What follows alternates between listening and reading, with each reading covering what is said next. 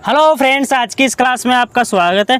तो दोस्तों, आज की इस क्लास में हम जो है पिछली क्लास को जो कंटिन्यू करते हुए हम पढ़ेंगे महाराजा गज सिंह के बारे में। ठीक है, इससे पहले जो हमने मोटा राजा उदय सिंह और जो है सूर सिंह के बारे में पढ़ा।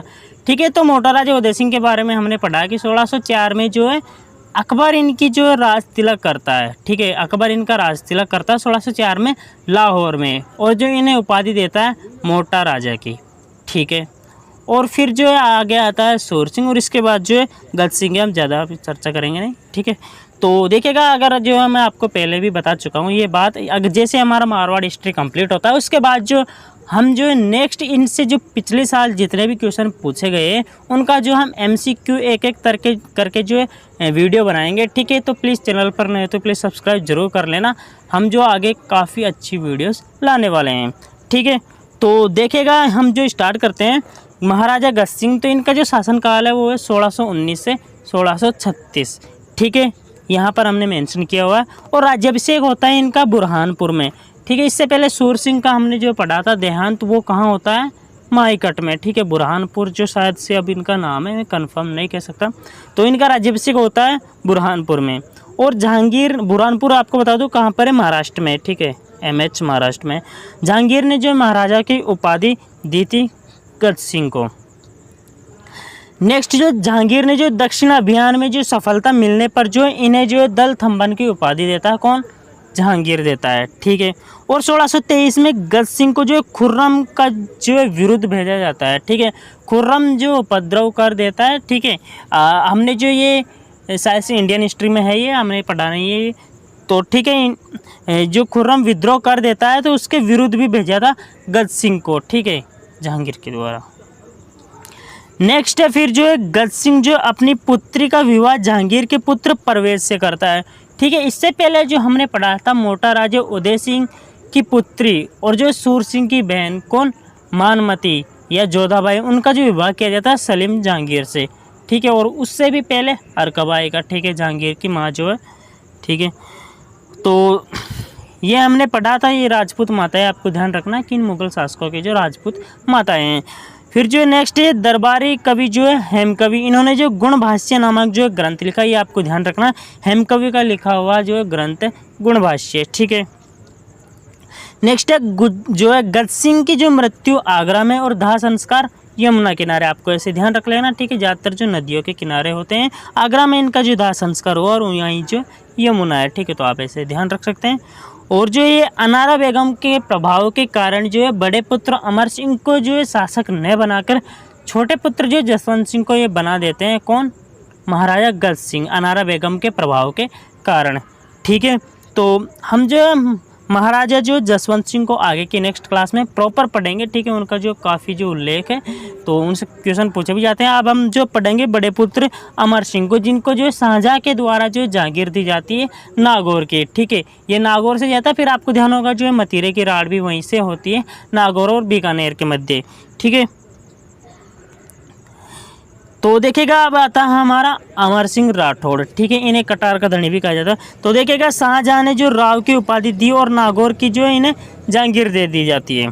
ठीक है, शाहजहाँ ने जो राव की उपाधि दी। ठीक है, राव ही चल रहा था, लेकिन जो बाद में सूर सिंह को सवाई की उपाधि और उदय सिंह को मोटा राजा की जो उपाधि दे दी जाती है, यहाँ पर जो वापस से राव की उपाधि दे दी जाती है शाहजहाँ के द्वारा जो, और जो नागौर की दरबार भी इन्हें दी जाती है। ठीक है, उपनाम इनका आता है कटार का धनी। ये काफ़ी इंपॉर्टेंट क्वेश्चन है, क्योंकि दोस्तों अक्सर हम जो है जितने भी उपनाम वगैरह पढ़ते हैं जो मोस्ट इंपॉर्टेंट शासक के पढ़ते हैं, तो ये आपको ध्यान रखना है। यहीं से जो छोटे छोटे क्वेश्चन जो बहुत बड़ा जो रूप ले लेते हैं एग्जाम में, अगर आपको जो पढ़ा हुआ नहीं होता है, तो ये आपको ध्यान रखना है।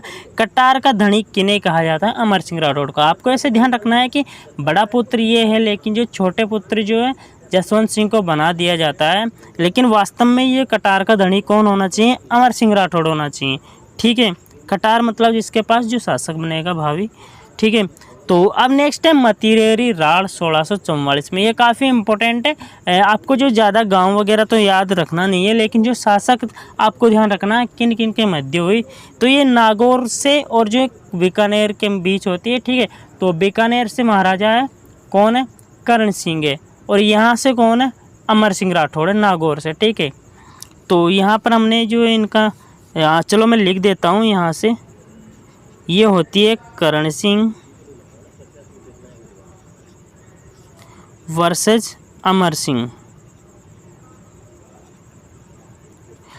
ठीक है, तो होता क्या है देखिएगा, जैसे ये हमारा राजस्थान का नक्शा हम बना देते हैं,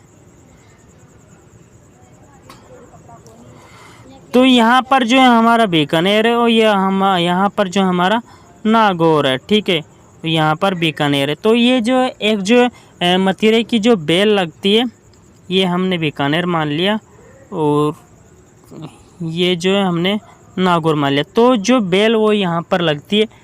ठीक है, तो इस हिसाब से तो ये जो मथिरा होना चाहिए किसका, बीकानेर के किसान का। तो देखेगा बीकानेर के खिलवा गांव में जो ये बेल लगती है, लेकिन जो ये नागौर के जो है जोखड़िया गांव में आ जाती है और वहाँ पर एक मथिरा लग जाता है। तो इसको लेकर जो ये विवाद होता है। ठीक है, तो किसान है यहाँ से ये बोलता है कि ये मेरा है, मेरे खेत में आया है, ये बोलता है कि मेरी बेल है, ये इसका जो ये उपज है। तो इस तरीके से विवाद है। आपको मोटा मोटी ये ध्यान रखना है कि मथिरेरी राड़ में कौन कौन से शासक भिड़े, आपको नॉर्मली ऐसे ध्यान रखना है। और गांव आप ये नॉर्मली आप देख सकते हैं, ऊपर वाली जो एग्ज़ाम होती है मतलब कि जिनमें ज़्यादा डेप नहीं आता उनमें आप जो ये पूछे नहीं जाते। वैसे गांव अगर पूछ भी ले जाए तो आपको ये थोड़ा ध्यान रख लेना, खिलवा और जो जोखड़िया गाँव के मध्य। और वैसे जो जिलेवाई बीकानेर और नागौर है। ठीक है, नहीं कि आपको मारवाड़ यानी जोधपुर नहीं करना है आपको यहाँ पे। यहाँ से जो बीकानेर वर्सेस नागौर है और जो है महाराजा कौन है, करण सिंह वर्सेस अमर सिंह। अमर सिंह नागौर में है क्योंकि जो है शाहजहाँ के द्वारा ये जागीर दी जाती है उन्हें। ठीक है, फिर जो नेक्स्ट है, अमर सिंह ने जो शाहजहाँ के साले जो है जलावत खां को ये इसलिए हत्या कर दी क्योंकि वो इन्हें गंवार बोलता है, इसलिए जो है अमर सिंह ने जो शाहजहाँ के साले जलावत खां की हत्या कर देता है आगरे के किले में। ठीक है, तो अमर सिंह फिर क्या है, अपने घोड़े जो है बादल के साथ ही जो है आगरे के किले से कूद जाता है, ये ऐसी बात आती है। ठीक है, आगरा किला से कूदा।